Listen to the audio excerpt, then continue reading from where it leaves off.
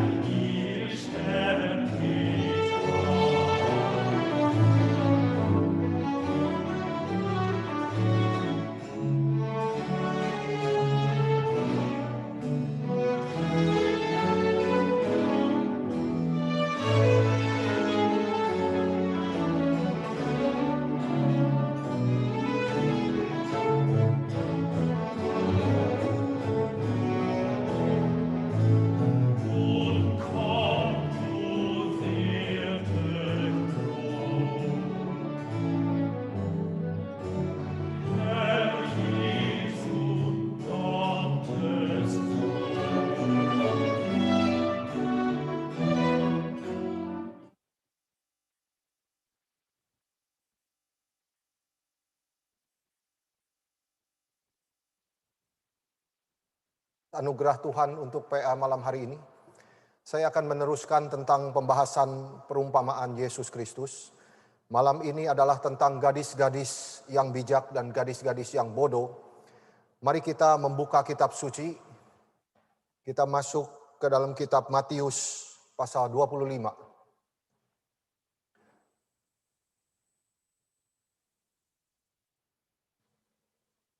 Mari kita berdoa kepada Tuhan.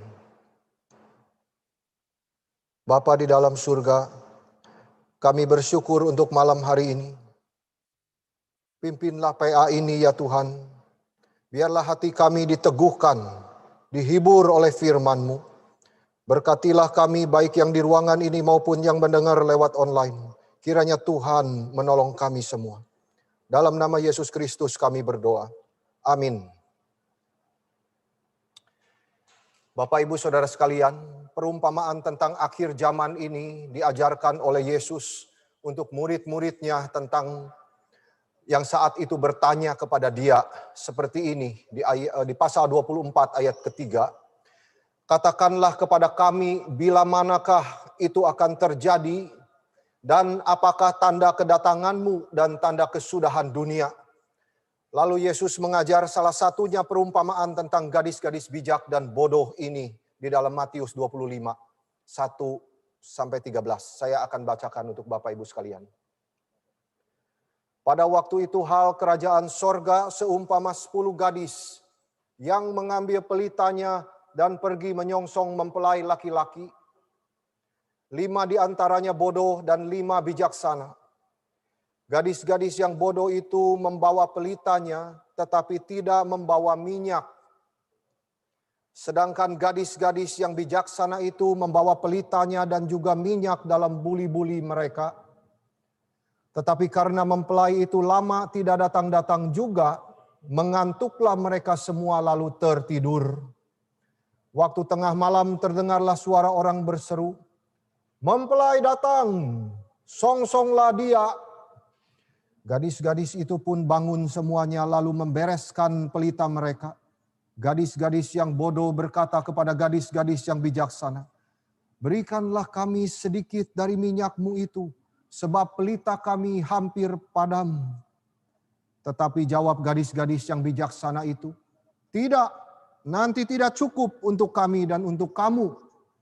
Lebih baik kamu pergi kepada penjual minyak dan beli di situ." Akan tetapi waktu mereka sedang pergi untuk membelinya, datanglah mempelai itu dan mereka yang telah siap sedia masuk bersama-sama dengan dia ke ruang perjamuan kawin, lalu pintu ditutup. Kemudian datang juga gadis-gadis yang lain itu dan berkata, "Tuan, Tuan, bukakanlah kami pintu." Tetapi ia menjawab, "Aku berkata kepadamu, sesungguhnya aku tidak mengenal kamu. Karena itu berjaga-jagalah, sebab kamu tidak tahu akan hari maupun akan saatnya. Saudara sekalian, Matius menempatkan perumpamaan ini setelah percakapan Yesus tentang akhir zaman. Yesus memakai perumpamaan gadis-gadis dalam konteks pernikahan ini untuk menggambarkan kedatangannya yang kedua kali. Ketika Yesus datang kembali untuk pengantinnya, akan dinyatakan bahwa sebagian yang mengklaim mengenal Dia ternyata adalah orang percaya yang palsu. Saat itu Yesus akan memisahkan antara gadis bijak yang memiliki iman dan gadis bodoh yang hanya mengaku iman. Lebih jelas di dalam bahasa Inggris, who possessed faith or who professed faith. Possessed itu memiliki, itu ada komitmen untuk beriman. Ada satu kesungguhan, ada disiplin untuk terus mendekatkan diri dengan Tuhan. Tetapi profess itu cuma di mulut saja. Ya, saya beriman kepada Yesus, saya anak Tuhan, tapi tidak pernah melakukan apa yang Tuhan mau. Mari kita perhatikan apa yang Yesus ajarkan di sini. Yesus mengambil latar belakang adat pernikahan Yahudi, yang melihat pernikahan itu sebagai satu sukacita yang besar, yang biasanya berkepanjangan. Pasangan tidak pergi honeymoon saat itu, tetapi mereka tinggalnya di rumah dan menyambut banyak tamu. Dan tidak ada waktu yang ditentukan kapan mempelai akan datang ke rumah pengantinnya. Dan kemudian pesta pernikahan di situ dimulai. Atau membawa pengantinnya ke rumah mempelai untuk pesta di situ. Perayaan itu bisa berlangsung sampai 2 minggu. Dan itu ditandai dengan sukacita yang besar. Dengan alunan musik. Saudara sekalian, tadi lagu yang saudara dengar di awal. Itu adalah karya Johann Sebastian Bach. Itu ada hubungannya dengan perumpamaan gadis bijak dan gadis bodoh ini. Itu judul aslinya Wachet auf, ruft uns die Stimme. Atau Awake, a voice is calling us. Ini diberi nama kantata nomor 140. Dan teksnya diambil dari karya Philip Nicolai. Ini seseorang yang lahir 130 tahun sebelum Bach. Him ini menjadi sumber teks daripada perikop ini, di mana gadis-gadis bijak ini mewakili kita sebagai orang Kristen, dan Kristus diwakili oleh mempelai laki-laki. Nanti setelah PA, coba saudara dengar, ya bisa pilih banyak orkes-orkes yang mainkan musik tersebut, tinggal ketik kantata 140, ya yang tadi saudara dengar di awal itu dari Nederland Bach Society, ya. Bagian awal saudara mendengar nyanyian kor dengan iringan orkes kecil yang menyanyi, setidaknya saudara bisa merasakan di situ. Bagaimana Bach itu menangkap suara orang yang berseru di atas menara Yerusalem. Seruan yang ditujukan kepada gadis-gadis bijak itu untuk bangun. Hei orang Kristen, bangun. Lalu diiringi dengan musik marching. Itu mengekspresikan emosi sukacita di dalam prosesi itu. Gadis-gadis itu segera bangun karena mempelai laki-laki segera akan tiba. Engkau harus bersiap untuk mengiringi dia ke rumah untuk bertemu dengan dia. Dan nanti saudara mendengar di bagian keempatnya melodi yang begitu indah tadi di bagian awal itu yang saudara dengar. Melodi yang sangat populer, itu tenor menyanyi dengan iringan orkes dengan melodi yang begitu hangat dan mengalir. Yang bertujuan untuk menggambarkan satu prosesi dari gadis-gadis bijak yang berjalan dengan sukacita sambil berdansa. Mereka ikut berjalan ke ruang pesta untuk berbagian di dalam perjamuan Tuhan. Sungguh indah. Dan ketika mempelai sampai ke rumah dan masuk, maka pintu akan ditutup dan tidak ada lagi kesempatan bagi yang terlambat untuk masuk. Saudara sekalian, perumpamaan ini mengajarkan bahwa ada cukup banyak orang-orang di gereja yang tidak benar-benar diselamatkan. Sehingga perumpamaan ini meskipun dibikin menjadi lagu yang begitu indah oleh Bach, tetapi mengandung satu peringatan yang sangat serius bagi kita semua untuk mengintrospeksi diri. Dan Tuhan Yesus memulai ceritanya seperti ini. Di ayat 1, coba Bapak Ibu ikut melihat firman. Ayat 1 di situ dikatakan, pada waktu itu hal kerajaan sorga seumpama 10 gadis yang mengambil pelitanya dan pergi menyongsong mempelai laki-laki. 5 diantaranya bodoh dan 5 bijaksana. Pertama, saya tertarik untuk berbicara soal gadis-gadis ini dulu. Di sini Yesus menceritakan kisah tentang 10 gadis pengiring pengantin yang menurut kebiasaan pernikahan setempat pada waktu itu menyiapkan diri menyambut kedatangan mempelai laki-laki. Biasa bagi seorang pengantin untuk dikelilingi oleh 10 pengiring yang adalah teman-teman dekat dan juga biasanya seumuran dengan pengantinnya. Nah, Yesus cerita tentang 10 gadis muda yang diundang ke pesta pernikahan, 5 bijak dan 5 bodoh. Kita tidak susah untuk melihat perbedaan di antara gadis-gadis ini, bukan? 5 bijak, 5 bodoh.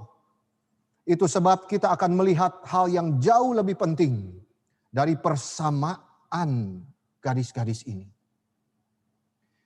Mari kita melihat persamaannya yang pertama di dalam kalimat Yesus di ayat 1 tadi. Bahwa 10 gadis itu mengambil pelita dan pergi menyongsong mempelai laki-laki. Nah, saudara-saudara, ini bisa kita mengerti di dalam 3 hal. Yang pertama, gadis-gadis itu semuanya diundang ke pesta.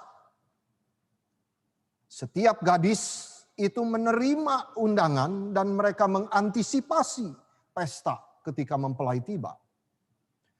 James Boyce mengatakan bahwa ini berarti mereka bukan orang yang terabaikan, yang tidak pernah mendengar Injil. Jadi tidak ada alasan, oh saya tidak pernah mendengar Injil dan sebagainya. Karena mereka mendengar undangan Injil. Mereka mendengar tentang Yesus Kristus. Bahkan mereka ada di dalam gereja. Bersama-sama bersekutu dengan mereka yang menunggu kedatangan Tuhan kembali. Mereka semua pergi bawa pelita dan menyongsong mempelai itu. Jadi ini menandakan bahwa gadis-gadis pengiring itu semuanya diundang ke pesta pernikahan dan mereka semuanya pergi. Yang kedua, persamaannya daripada gadis-gadis ini adalah semua berespon positif terhadap undangan pernikahan tersebut. Di dalam perumpamaan gadis ini semua antusias sekali. Meski ada orang-orang yang diundang ke pesta kawin, tidak semuanya berespon dengan baik. Ada di antara mereka yang menolak. Seperti misalnya di dalam cerita perjamuan kawin, kalau saudara memperhatikan Matius 22 ayat 1 sampai 14, di situ saudara melihat orang-orang yang diundang tidak mau datang. Tapi di sini beda. Gadis-gadis pengiring itu semuanya menerima undangan untuk pesta dan mereka berespon dengan baik. Mereka menemani pengantin perempuan ke rumah mempelai di mana pesta akan diadakan sesuai dengan kebiasaan yang ada. Maka dikatakan 10 gadis itu pergi dan menyongsong mempelai. Mereka membawa pelitanya masing-masing. Ini semua membuktikan bahwa mereka menerima undangan itu dengan positif. Mereka berespon dengan baik terhadap undangan tersebut. Persamaan yang ketiga, kalimat mereka pergi dan menyongsong ini memberitahu kita bahwa gadis-gadis ini semua mempunyai perasaan yang cinta kepada mempelai. Kistemaker di dalam bukunya berkata begini, saudara. Kita tidak membayangkan gadis-gadis pengiring itu duduk diam sementara menunggu di situ lalu ngantuk-ngantuk, ya. Pelitanya hampir padam. Tetapi di dalam kebiasaan waktu itu gadis-gadis itu berarti harus dibayangkan mereka itu sibuk. Sibuk di rumah pengantin perempuan. Mereka mendandani dan menjaga dia dengan semua persiapan-persiapan untuk menit-menit yang terakhir. Mereka semua senang untuk kebahagiaan mempelai. Pesta pernikahan ini adalah kejadian yang menyenangkan. Kita bisa melihat perasaan gadis pengiring itu ketika diceritakan 10 gadis itu mengambil pelita mereka dan pergi menemui mempelai. Ada satu antusias, kecintaan mereka terhadap mempelai itu. Itu sebab ini menyiratkan bahwa gadis-gadis pengiring itu semua punya kecintaan kepada mempelai. Nah, sekarang saya mengajak kita untuk melihat 3 persamaan lainnya di dalam ayat kelima.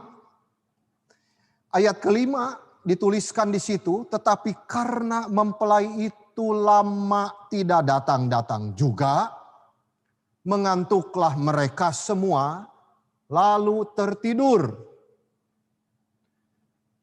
Nah, saudara-saudara, di kalimat ini berarti gadis-gadis pengiring itu menunggu. Dan ini bisa dimengerti di dalam 2 hal aspek daripada menanti ini. Bahwa mereka semua adalah bagian dari gereja yang kelihatan. Ini menandakan bahwa mereka semua telah berbagian di dalam persekutuan orang-orang yang menunggu kedatangan Tuhan. Mereka kelihatan tidak melakukan kejahatan apapun. Mereka kenal dengan mempelai dan bahkan memanggil Yesus sebagai Tuhan. Coba saudara perhatikan ayat 11.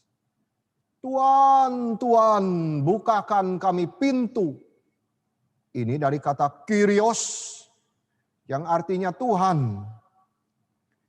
Berarti mereka adalah bagian dari gereja yang juga percaya kedatangannya yang kedua kali. Mereka datang dan mengharapkan kebahagiaan daripada kedua mempelai tersebut. Jadi mereka semua sama kelihatan dari luar. Tidak ada orang yang bisa memperhatikan di antara 10 gadis itu ada 5 yang bodoh. Kita tidak bisa melihat perbedaan ini dari luar. Sampai tiba-tiba tengah malam ada teriakan mempelai datang.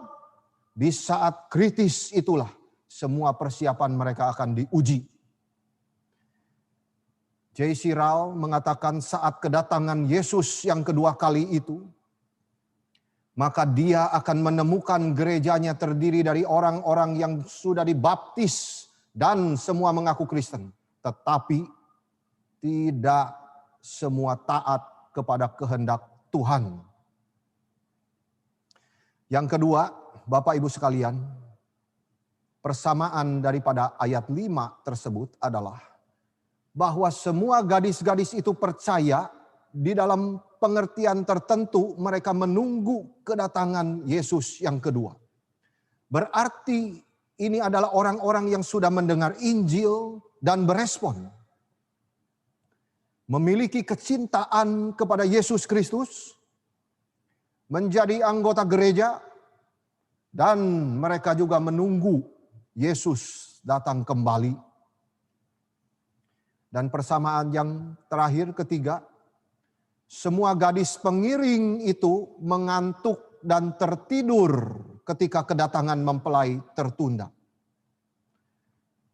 Orang yang tidak percaya tertidur, juga orang pilihan kadang tertidur juga. Saudara-saudara, ini bukan menjadi excuse bagi orang yang suka tidur. Gadis-gadis itu semua tidur karena ada delay, ada penundaan terhadap kedatangan mempelai. Kalau zaman itu kebiasaan pemberian hadiah dari pengantin laki kepada keluarga pengantin perempuan. Dan pembahasan tentang emas kawin itu, tawar-menawar itu bisa berlarut-larut dan menghabiskan banyak waktu sehingga terjadi penundaan. Dan pengantin laki tidak bisa datang ke rumah pengantin perempuan sampai harga pengantin itu dibayar dan kontrak pernikahan diteken. Akibatnya pesta pernikahan belum bisa dimulai. Nah, ini dipakai Yesus untuk mengajarkan kepada kita bahwa kedatangannya yang kedua kali juga ada delay. Salah satu sebab perkataan Yesus sendiri di dalam Matius 24 ayat 14. Bahwa Injil kerajaan ini akan diberitakan di seluruh dunia menjadi kesaksian bagi semua bangsa. Sesudah itu barulah tiba kesudahannya. Dan saat itu dia akan menemukan orang-orang Kristen tertidur sampai tiba-tiba mempelai bersama dengan pelayan-pelayannya tiba dengan sukacita. Tetapi gadis pengiring itu barulah terbangun lalu membenahi penampilan mereka dan membereskan pelita-pelita mereka. Saat itulah baru terlihat bahwa semua persamaan lenyap, yang muncul satu perbedaannya. 5 siap dan 5 tidak. Saya berpikir saudara-saudara ketika merenungkan ayat ini. Kenapa Tuhan harus ada orang-orang semacam ini di dalam gerejamu? Kita mengajak satu orang percaya kepada Yesus begitu susah. Ini orang yang sudah ke gereja pun ternyata banyak yang tidak diselamatkan. Saudara-saudara. Memang saudara sekalian, makin hari makin jahat adanya. Dunia makin membenci orang-orang Kristen. Makin kita berjalan menuju kesudahannya, makin banyak orang akan berkompromi dengan dunia. Dan memilih jalan yang lebar dan luas itu menuju kebinasaan. Itu sebabnya saudara sekalian, saya dan kita semua paling tidak sudah mendengar peringatan ini. Dan kita harus berdoa baik-baik kepada Tuhan. Jangan sampai hari itu datang dan kita ditemukan oleh Yesus tidak siap. Itu cilaka luar biasa saudara-saudara. Saya mengajak kita melihat poin yang terakhir yang bisa kita pelajari dari perumpamaan ini. Poin yang kedua, selain persamaan daripada gadis-gadis ini, yaitu kalimat terakhir dari Tuhan kita. Dan ini membicarakan soal saat yang krisis. Ini penting sekali saudara-saudara. Di ayat 13 dituliskan, karena itu berjaga-jagalah sebab kamu tidak tahu akan hari maupun saatnya. Kalimat ini kita bisa menghayatinya di dalam 2 hal. Hari itu datang dengan tiba-tiba. Kita mengerti saat krisis di dalam 2 arti. Yang pertama, saudara, kedatangan Yesus itu sendiri. Hari besar, hari Tuhan di mana dia datang di dalam kemuliaannya. Yang kedua, hari di mana kita mati. Saudara-saudara, tahun baru ini saja kita sudah mendengar berita bukan hanya COVID yang terus berkelanjutan dan tidak tahu kapan berakhir. Sudah banyak korban meninggal di seluruh dunia, termasuk orang-orang yang dekat dengan kita. Baik di dunia ini maupun di Indonesia. Semua korban itu pasti tidak ada yang tahu mereka akan dipanggil dengan cara demikian. Tetapi saat krisis itu sudah datang kepada mereka. Saudara-saudara, kita sudah mendengar pesawat Sriwijaya. Semua penumpang tidak ada yang tahu saat yang krisis itu tiba. Demikian juga bencana alam, gempa bumi dan banjir besar di berbagai daerah di Indonesia. Saat krisis itu sudah datang kepada mereka dan mereka harus meninggal dunia. Kapan giliran kita mengalami saat krisis itu? Kita tidak tahu. Yesus berkata, kamu tidak tahu akan hari maupun saatnya. Karena itu adalah kehendak Tuhan yang rahasia. Tuhan menyimpannya di dalam bijaksana dan kedaulatannya sendiri. Kapan Tuhan Yesus datang lagi ke dunia ini, kita tidak ada yang tahu.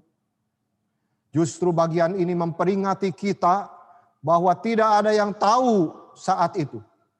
Tugas kita adalah bersiap. Nah saudara, perumpamaan gadis bijak dan bodoh ini harus kita lihat juga di dalam konteksnya yang luas di dalam kedatangan Yesus yang kembali. Kalau kita lihat pasal 25 ini secara keseluruhan sebagai konteks pengajaran Yesus tentang akhir zaman, maka di pasal 25 ini Yesus mengajar tentang 3 perumpamaan sebetulnya. Bukan hanya tentang gadis yang bijak dan bodoh ini. tetapi juga tentang talenta, dan yang terakhir adalah penghakiman terakhir, pemisahan daripada domba dan kambing.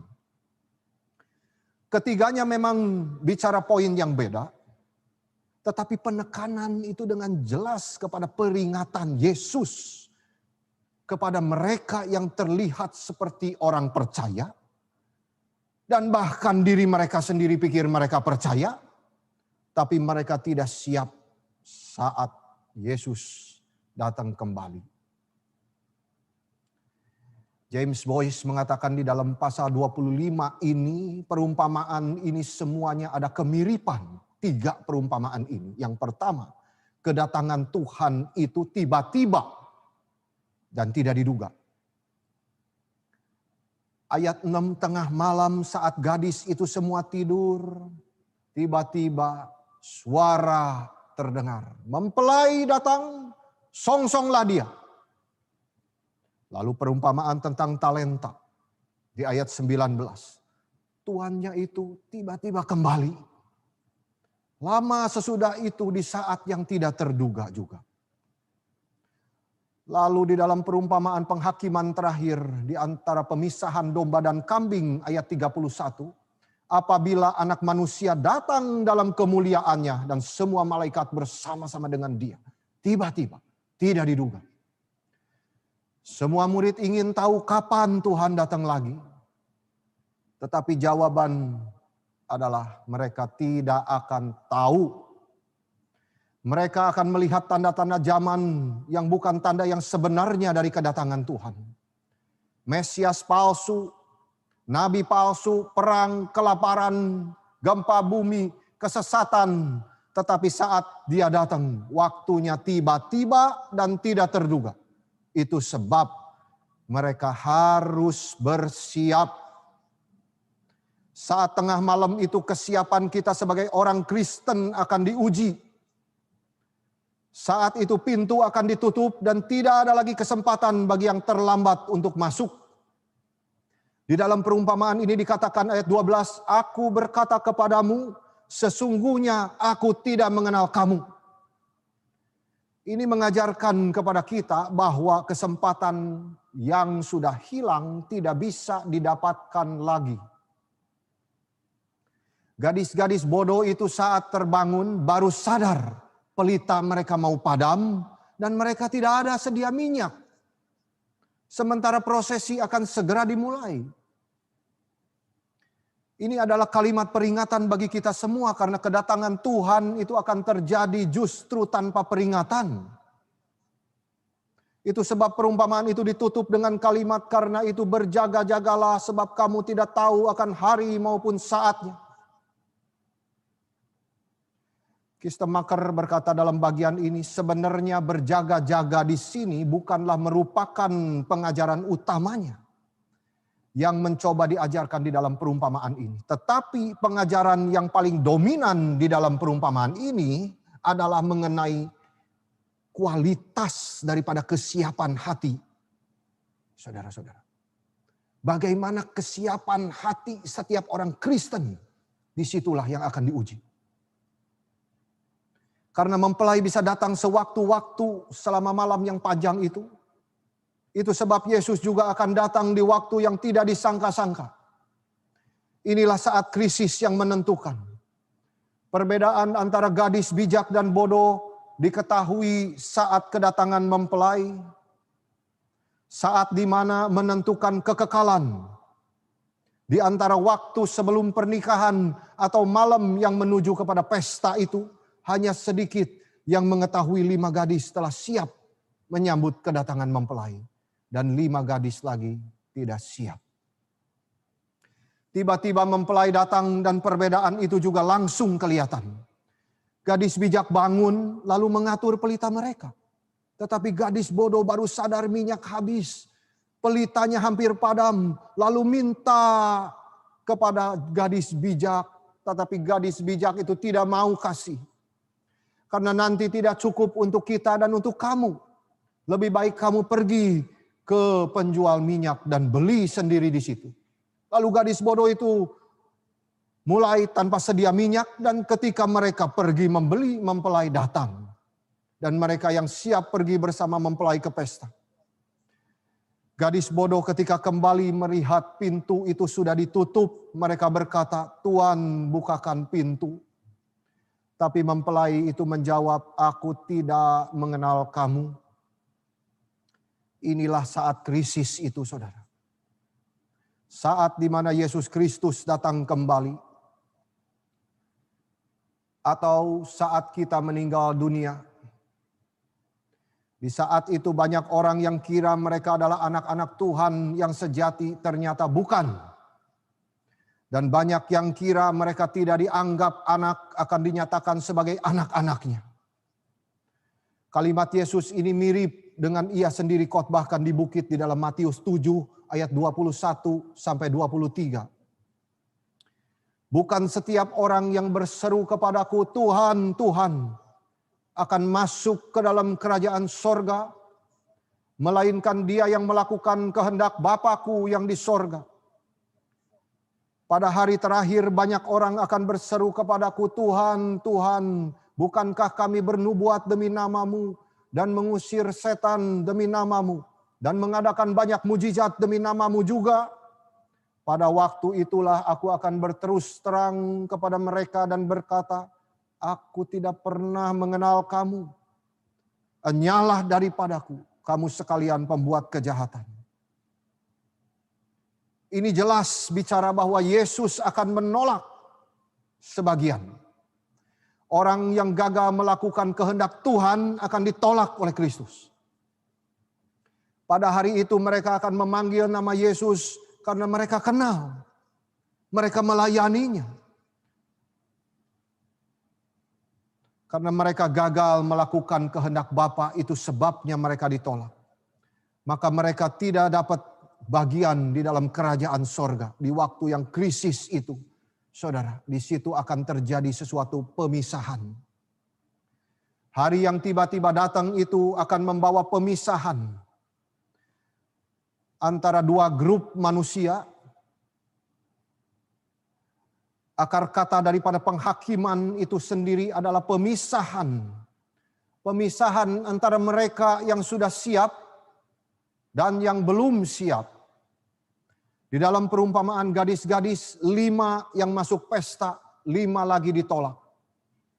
Di dalam perumpamaan hamba yang bertalenta, 2 yang dipuji, 1 yang dihakimi. Dalam perumpamaan domba dan kambing, domba yang mewarisi kerajaan yang sudah dipersiapkan bagi mereka, dan kambing yang akan menerima hukuman kekal. Dalam setiap perumpamaan, orang yang terhilang ini kaget ketika ditolak. Gadis-gadis bodoh itu kaget waktu pintu ditutup. Mereka teriak, "Tuhan, Tuhan, buka pintu." Tapi mempelai itu berkata, "Aku tidak mau buka." Dalam perumpamaan talenta itu, hamba yang jahat itu pikir dia sudah berbuat yang benar dengan menguburkan talenta yang diberikan kepada dia. Dia kira bakal mendapat pujian. Ternyata malah diusir. Dan kambing-kambing itu tidak mengerti apa yang Tuhan mau. "Tuhan, kapan kami melihat Engkau lapar atau haus, atau orang asing, atau membutuhkan pakaian, atau sakit, atau di penjara dan tidak menolong Engkau?" Ini semua adalah cerita dari orang-orang yang merupakan bagian daripada gereja, yang berpikir mereka sudah diselamatkan dan mereka sedang berjalan ke surga. Tetapi sebenarnya tujuan mereka adalah neraka. Itu sebab melalui perumpamaan ini, Tuhan memperingatkan kita dengan begitu keras, supaya kita semua berjaga-jaga dan bersiap. Nah, saudara sekalian, apa artinya bersiap di sini? Ayat ketiga dikatakan gadis-gadis yang bodoh itu membawa pelitanya, tetapi tidak membawa minyak. Ayat 4, sedangkan gadis-gadis yang bijaksana itu membawa pelitanya dan juga minyak di dalam buli-buli mereka. Lalu ayat ke-8, gadis-gadis bodoh itu berkata kepada gadis yang bijaksana, Berikan kami sedikit dari minyak-Mu itu, sebab pelita kami hampir padam. Ayat 9, tetapi jawab gadis-gadis bijak itu, tidak, nanti tidak cukup untuk kami dan untuk kamu. Lebih baik kamu pergi kepada penjual minyak dan beli di situ. Ayat 10. Akhirnya waktu mereka pergi beli minyak, mempelai datang dan mereka yang telah siap masuk bersama-sama dengan dia ke ruang perjamuan kawin, lalu pintu ditutup. Jadi gadis-gadis bijak memperlihatkan kebijaksanaannya, merencanakan membawa minyak ekstra. Kalau mempelai terlambat datang, mereka tetap bisa siap. Tetapi gadis-gadis bodoh tidak peduli. Tiba-tiba teriakan terdengar dan mempelai datang, mereka tidak siap. Inilah klimaks daripada perumpamaan ini, bahwa pada saat Kristus datang dan apa yang terlihat pada saat itu, kita selalu melihat ada dua orang di gereja yang mendengar perundangan Injil. Dan mereka di dalam pengertian tertentu berespon kepada Injil dan bahkan punya perasaan kepada Yesus.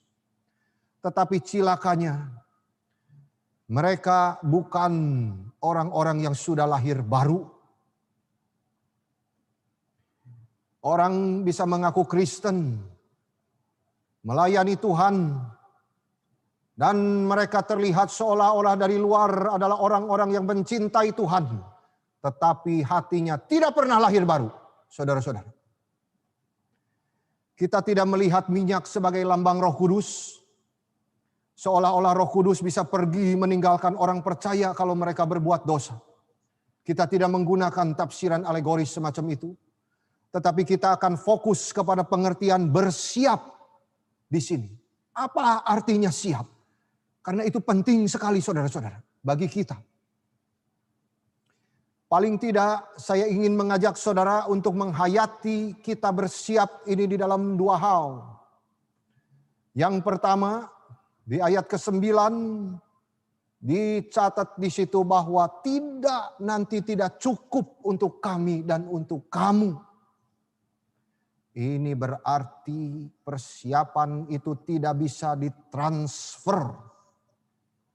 Saudara-saudara. Yang bisa ditransfer adalah Injil Tuhan. Berita tentang Yesus yang mati dan bangkit itu bisa diberitahu kepada orang lain. Bisa kita transfer kepada orang lain dan mereka yang percaya akan mendapatkan hidup yang kekal. Tetapi tidak ada orang bisa diselamatkan karena iman di dalam diri orang lain. Ini sudah diceritakan melalui gadis bodoh yang minta minyak ke gadis bijak. Seolah-olah minyak itu bisa ditransfer kepada mereka. Lalu mereka pun bisa masuk ke dalam pesta itu. Dan itu ternyata tidak bisa dilakukan. Gadis bodoh itu pikir masih banyak waktu. Tenang saja, tidak perlu percaya sekarang. Ini adalah ciri-ciri orang yang tidak siap. Mereka pikir tenang saja, waktu masih lama. Mirip gadis-gadis yang bodoh itu, yang tidak pernah pikir panjang. Di dalam hal ini, saudara, ini mengajarkan bahwa tidak ada yang namanya Kristen keturunan. Setiap orang harus mengaku imannya kepada Tuhan Yesus dan hidup pribadi, personal kepada Tuhan. Keselamatan tidak mungkin bisa ditransfer kepada orang lain. Saudara memiliki orang tua, seorang raksasa rohani, percuma.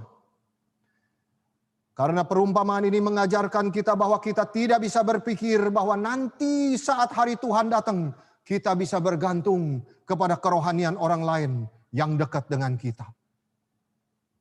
Di dalam kekekalan Tuhan tanya, apa yang menjadi hakmu untuk masuk ke surga?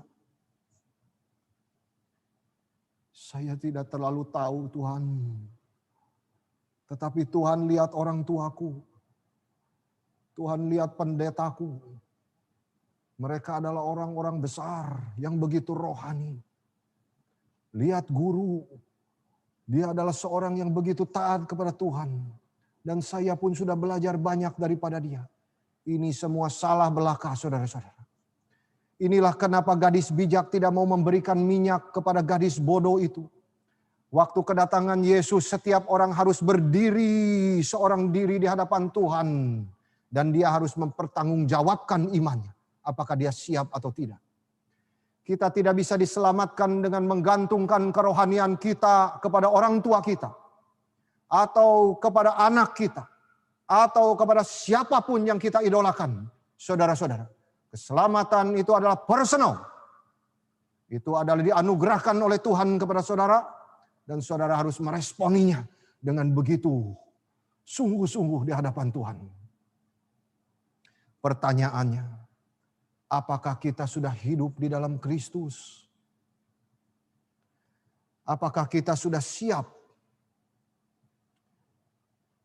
Saudara, yang kedua saya ingin melihat arti daripada kesiapan ini di dalam kalimat Spurgeon.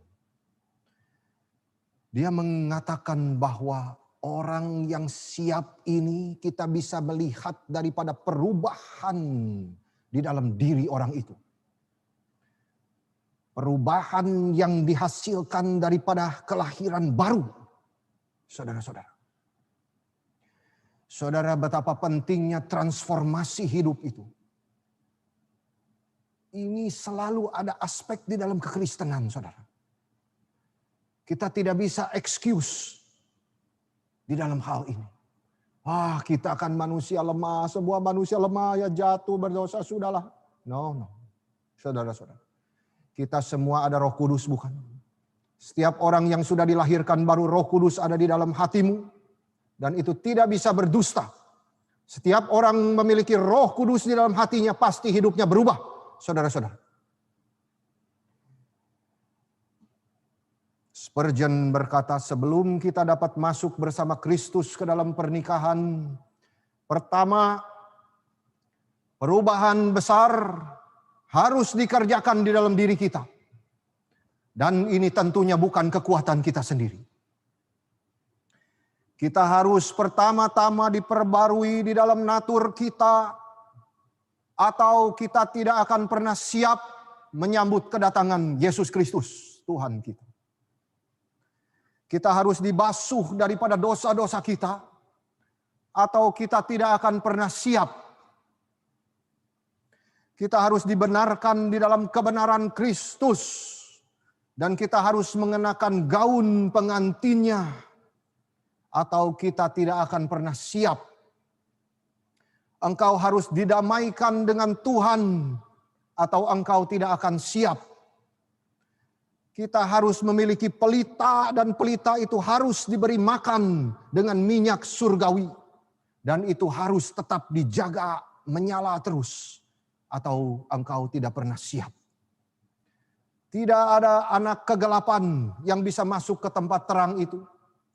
Kita harus dibawa keluar dari natur kegelapan ke dalam terang Tuhan yang luar biasa. Atau kita tidak pernah siap untuk pergi dengan Kristus ke pernikahan. Dan untuk selamanya hidup bersama dengan Dia. Pertanyaannya sekarang bukan persoalan apakah kita meresponi undangan Injil atau menjadi anggota GRII, atau apakah kita percaya kedatangan Kristus yang kedua kali. The question is, are you born again? Apakah saudara sudah dilahirkan kembali? That is very important question.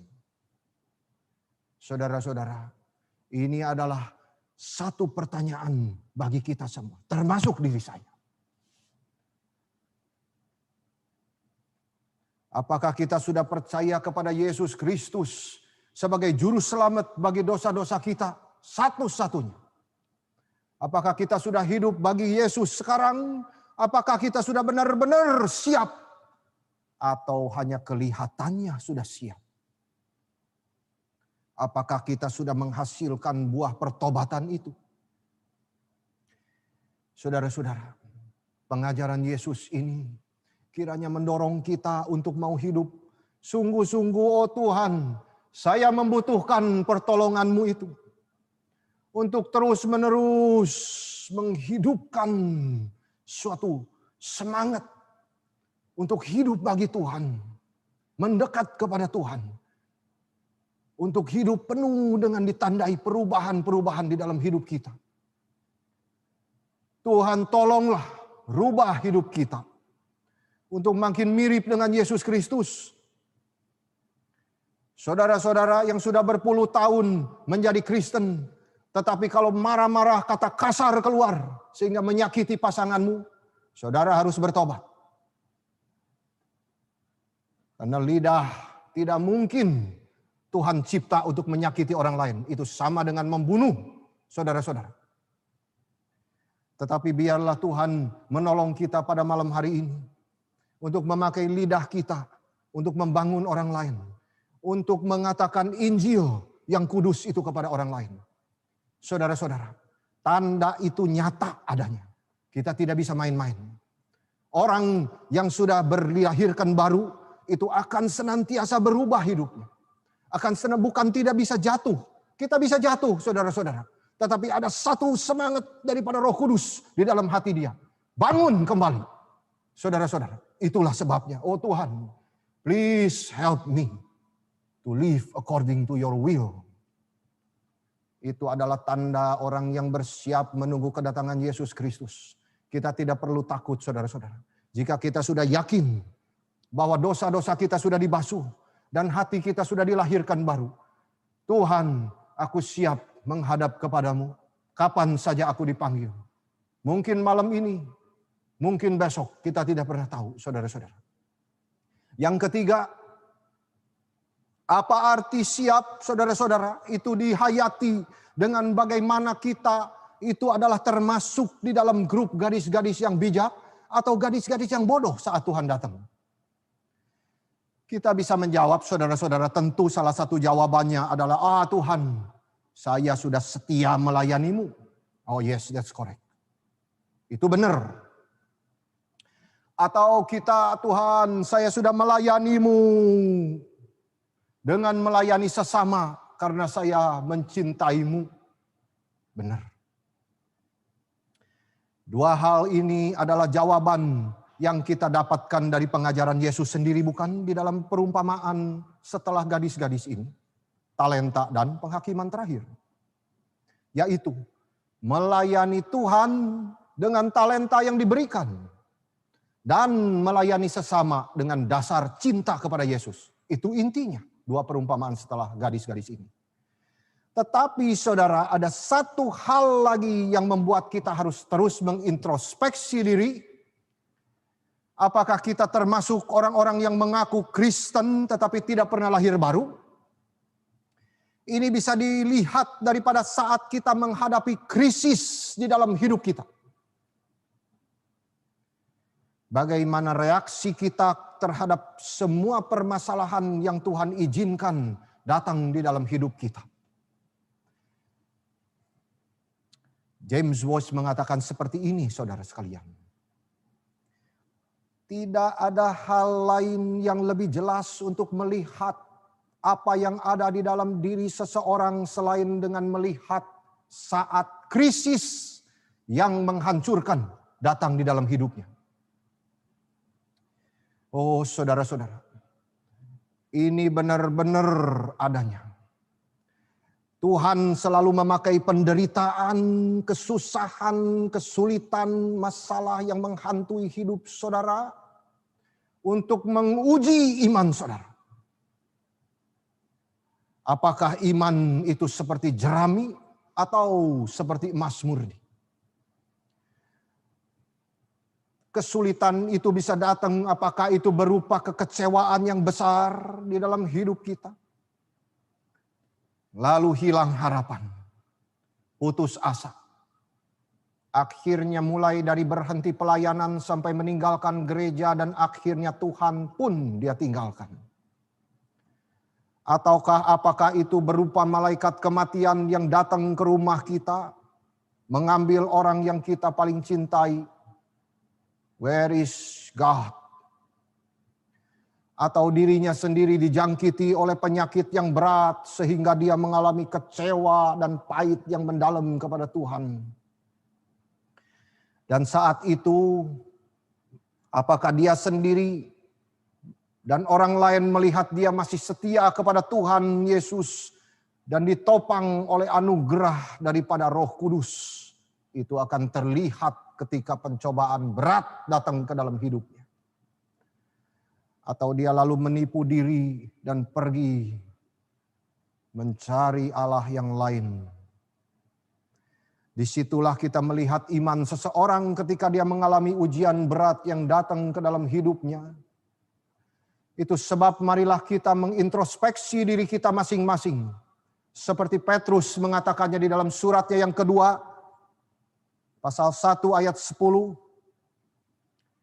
Saudaraku, berusahalah sungguh-sungguh supaya pilihan dan panggilanmu makin teguh. Ketika kita mengalami ujian berat seperti yang tadi disebutkan, dan tiba-tiba kita mendengar, mempelai datang, songsonglah dia. Yesus datang kepada kita. Bagaimanakah kita bertemu dengan dia, saudara-saudara? Apakah pelita kita akan padam? Atau kita bisa membereskan pelita kita dan membiarkannya bercahaya dengan terang? Jikalau kita menemukan diri kita hampir padam, marilah kita datang kepada Tuhan. Mohon Tuhan membarui hati kita dengan Roh Kudus untuk mempersiapkan kita bertemu dengan Tuhan Yesus. Saat malaikat itu menyuarakan mempelai datang, songsonglah dia. Saudara, di saat yang krisis itu, Tuhan Yesus mengajarkan kepada kita semua bahwa tidak ada kesempatan yang kedua jikalau pintu sudah ditutup. Jadi jangan pernah mengatakan bahwa saya baik-baik saja. Saya mau percaya Yesus nanti aja. Saya rasa oke dengan kerohanian saya. Saya akan bertobat setelah saya menikmati dosa-dosa beberapa tahun lagi. Kita selalu pikir masih banyak waktu. Padahal kita tidak tahu berapa lama lagi kita bisa hidup di dalam dunia ini, bukan? Hari ini mungkin menjadi hari terakhir daripada saudara mendengarkan Injil. Responilah kepada Tuhan. Oh Tuhan, inilah anugerah-Mu. Aku ingin mengintrospeksi diri. Aku ingin datang ke hadapan-Mu. Tuhan tolong. Kita tidak boleh terus menunggu untuk percaya. Jikalau saudara menolak Injil hari ini, maka di dalam waktu yang lain, tantangan yang lain akan muncul lagi. Dan membuat saudara lebih sulit lagi untuk bertobat. Sudah berapa juta orang yang mendengarkan Injil lalu mereka kira masih ada kesempatan yang lain. Akhirnya mereka binasa di dalam dosanya. Itu sebab cerita Yesus ini memberikan kita satu pengajaran, saudara-saudara. Bahwa tidak ada kesempatan kedua.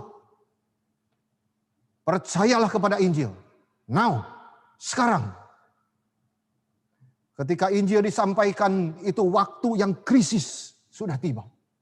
Lebih baik kita digugah di dalam waktu krisis yang pertama.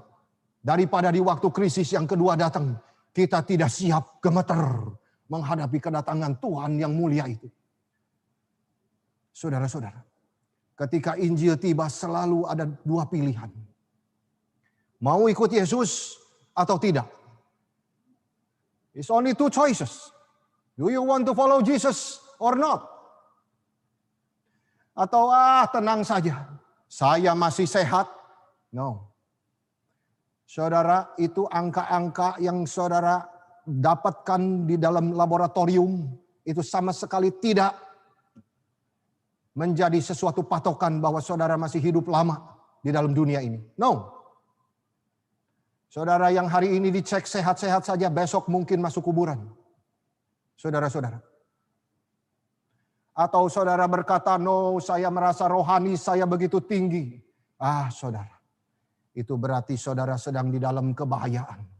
tidak sadar kaki sedang berdiri di es yang tipis, yang licin, sebentar lagi jatuh. Saudara-saudara, kita tidak bisa pikir tenang saja. Dari dulu Yesus bilang, aku segera datang, toh tidak datang-datang.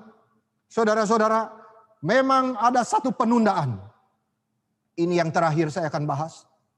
Sudah 2000 tahun lebih ini dikatakan, tetapi Yesus belum juga datang.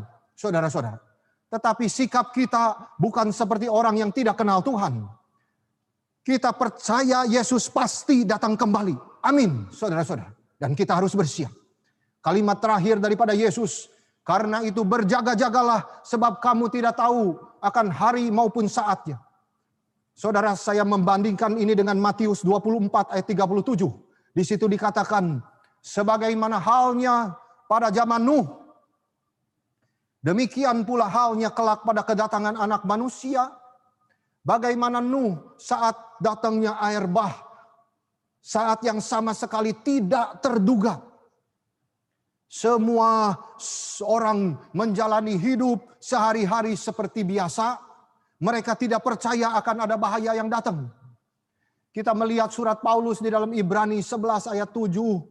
Karena iman, maka Nuh dengan petunjuk Allah tentang sesuatu yang belum kelihatan, mempersiapkan bahtera untuk menyelamatkan keluarganya. Saudara-saudara, betapa pentingnya persiapan. Di dalam sejarah, sampai saat itu belum pernah satu titik air pun jatuh ke bumi, kecuali embun yang naik dari bumi. Hanya orang yang gila, saudara-saudara, bisa percaya akan ada air bah. Di dalam keadaan seperti itu, Nuh mempersiapkan bahtera yang begitu besar di atas tanah kering, saudara-saudara. Ini suatu hal yang bodoh. Tapi tetap Tuhan menyuruh Nuh mempersiapkannya. Pergi, siapkan bahtera itu. Saat itu Nuh mendasarkan imannya bukan kepada rasio, tetapi kepada pengenalan dia akan Tuhan. Dan dia taat kepada Tuhan, saudara-saudara. Kenapa bisa taat, saudara? Karena ternyata dicatat di dalam Kejadian 6 ayat 9, ini yang menjadi rahasianya. Kejadian 6 ayat 9 dikatakan di situ, Nuh adalah seorang yang bergaul dengan Tuhan. Oh saudara-saudara, inilah yang merangkumkan gadis-gadis bijak, orang yang lahir baru, orang yang berubah hidupnya, orang yang saudara-saudara akan siap, itu adalah orang yang bergaul dengan Tuhan. Saudara-saudara, maka dia melakukan segala yang diperintahkan Tuhan. Orang semacam ini pasti ada perubahan di dalam hidupnya. Dari hari ke hari makin mirip Tuhan. Orang semacam ini pasti ada keinginan terus bergantung kepada Tuhan di dalam pencobaan yang datang di dalam hidupnya. Karena dia bergaul dengan Tuhan. Biarlah kisah sejarah ini menjadi contoh bagi kita. Di dalam menunggu kedatangan Tuhan. Kita tidak diminta oleh Tuhan untuk mempersiapkan bahtera. Tetapi malam ini kita diminta oleh Tuhan untuk mempersiapkan hati kita. Saudara-saudara. Prepare your heart. Dengan terus menerus minta pertolongan Tuhan. Untuk hidup bergaul dengan Tuhan. Makin mengenal Tuhan dan kehendaknya. Dan taat mengikuti Dia. Kita sudah mengerti bahwa kerohanian tidak bisa ditransfer. Kita tidak bisa mengandalkan siapapun untuk bisa diselamatkan. Di dalam pengertian ini kita tidak bisa pilih-pilih pengkhotbah. Tetapi semua firman yang kita dengar itu adalah suara Tuhan bagi jiwa kita. Jikalau saudara memilih-milih pengkhotbah, itu berarti hati saudara tidak beres di hadapan Tuhan. Saudara-saudara, firman semuanya berguna bagi jiwa kita. Paulus mengajarkan di dalam 2 Timotius 3 ayat 16. Firman itu berguna untuk mengajar, menyatakan kesalahan, memperbaiki kelakuan, dan mendidik kita di dalam kebenaran. Saudara-saudara ingatkan tadi flashback, coba. Perubahan di dalam hidup, lahir baru, semuanya itu ternyata di dalam hal ini. Saudara, mengajar kita, menyatakan kesalahan kita, memperbaiki kelakuan kita, makin hari makin suci, makin kudus hidup di hadapan Tuhan, dan mendidik kita di dalam kebenaran. Terus rasa keinginan, cinta kepada Tuhan tidak ada habisnya. Doa kepada Tuhan tidak habisnya karena dia bergaul dengan Tuhan. Itu sebabnya saudara-saudara, semua firman yang kita dengar dan kita kerjakan ini akan terbukti lewat transformasi di dalam hidup kita masing-masing. Yang dihasilkan melalui buah-buah pertobatan. Dan bagaimana kita bereaksi terhadap segala ujian dan penderitaan yang terjadi di dalam hidup kita. Apakah kita tetap beriman kepada Yesus Kristus? Sehingga pelita kita tetap menyala. Disitulah kita sebagai anak-anak Tuhan akan terbukti siap menyambut kedatangan Yesus Kristus. Saudara-saudara, seperti tadi saya buka di awal, kita akan menyambut Tuhan seperti lagu di dalam kantata 140. Berdansa, bersukacita, masuk ke dalam ruang pesta, dan ikut berbagian di dalam perjamuan Tuhan. Saudara mau? Kiranya Tuhan menolong kita semua. Mari kita berdoa. Bapa di dalam surga, tolonglah kami orang-orang yang hina, orang-orang yang lemah, orang-orang yang berdosa ini. Kami gentar ya Tuhan. Karena mendengar bahwa di gereja pun ada orang-orang yang tidak diselamatkan oleh Tuhan. Janganlah kami menjadi bagian daripada orang itu Tuhan, kami mohon kepadamu. Tolonglah perbarui hati kami Tuhan. Berilah kami kelahiran baru yang sejati itu. Terima kasih ya Tuhan. Tolonglah yang mendengarkan online ini ya Tuhan. Jikalau mereka belum percaya kepada Tuhan, berilah anugerah-Mu itu ya Tuhan. Iman yang menyelamatkan itu di dalam hatinya. Terima kasih Tuhan. Biarlah kami yang sudah mengaku percaya kepadamu disegarkan kembali. Diteguhkan kembali hatinya. Dan dihiburkan untuk setiap hari senantiasa bergantung kepada anugerah Tuhan semata-mata. Untuk hidup bergaul dengan-Mu sendiri. Terima kasih ya Tuhan. Kami menyerahkan jam selanjutnya ke dalam tangan-Mu. Dalam nama Yesus Kristus kami berdoa. Amin.